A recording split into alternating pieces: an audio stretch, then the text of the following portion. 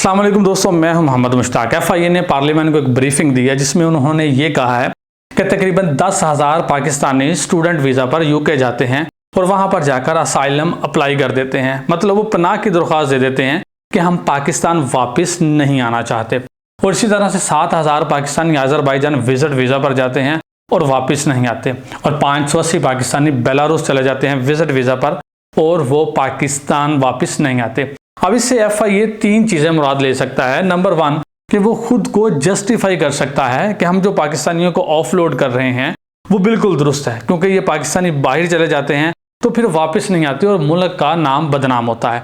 अब इससे दूसरी चीज़ ये मुराद ली जा सकती है कि ये मजीद पार्लियामेंट से पावर मांग रहे हैं कि जो पाकिस्तानी मुल्क से बाहर ट्रैवल करना चाहते हैं हम उनकी चेकिंग मजीद सख्त कर दें, उनकी डॉक्यूमेंटेशन की मजीद सख्त वेरिफिकेशन करें ताकि वही लोग पाकिस्तान से बाहर जाएं जो पाकिस्तान वापस आना चाहते हैं।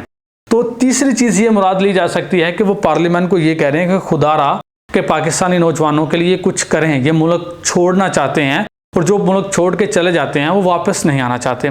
देखें, अल्लाह ताला ने पाकिस्तान को बड़ी नेमतों से नवाजा है और उनमें एक सबसे बड़ी नेमत ये भी है कि पाकिस्तान की 65% आबादी नौजवानों पर मुश्तमिल है। तो बड़े अफसोस से ये कहना पड़ रहा है कि पाकिस्तानी हुकूमत के पास इस 65% आबादी के लिए ना तो कि पहले प्लानिंग मौजूद थी और ना अब है।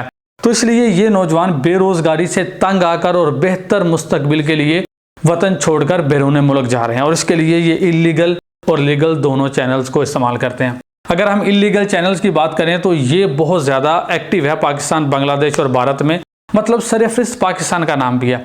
और अगर ये नौजवान इलीगल तरीके से ट्रैवल करते हैं यूरोप जाने के लिए तो ये बर्फपोश पहाड़ों से गुजरते हैं तो इनको डर होता है कि कहीं ये मारे ना जाएं सर्दी से।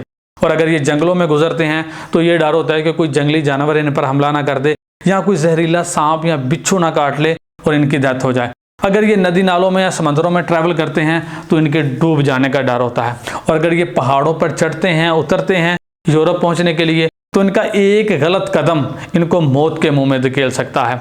लेकिन इन सब के बावजूद, इनको पता होने के बावजूद कि ये हमारा सफ़र बहुत डेडली है, इसमें रिस्क बहुत ज़्यादा है, फिर भी अपनी जान पर खेल कर बाहर जाने को तरजीह देते हैं।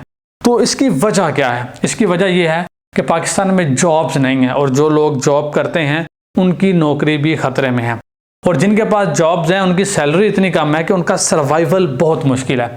इसके अलावा आने वाली कई दहाइयों तक हमें कोई ऐसी उम्मीद नज़र नहीं आती कि पाकिस्तान के हालात बेहतर हो जाएंगे, बल्कि अगर हम चंद दहाइयाँ पीछे तक देखें तो हमें सिर्फ एक ही चीज़ सुनने को मिलती थी कि भाई पाकिस्तान इस वक्त नाजुक मोड़ से गुजर रहा है।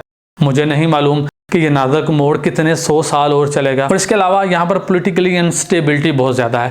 हमें आए रोज़ एक दूसरे के खिलाफ एहतजाज, धरने, मार धाड़ यहाँ पर देखने को मिलती है। तो ये बहुत बड़ी वजह है कि बैरूनी सरमायाकारी इससे बड़ी मुतासर होती है।